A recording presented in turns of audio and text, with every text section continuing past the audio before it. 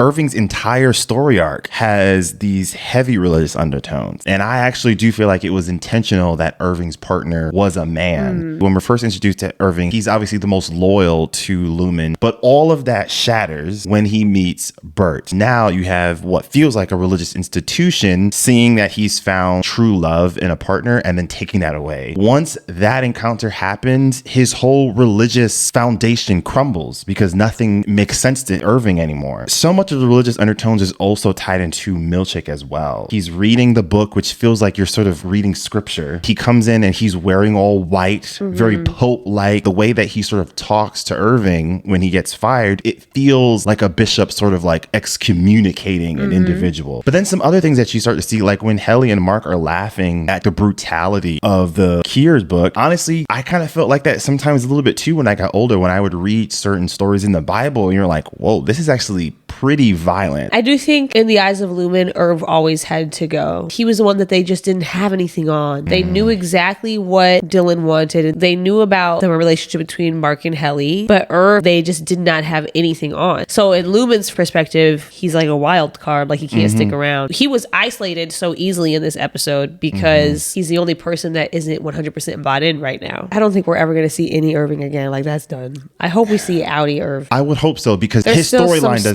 seem complete. It doesn't seem, I mean, like, because why was Bert following him? Right.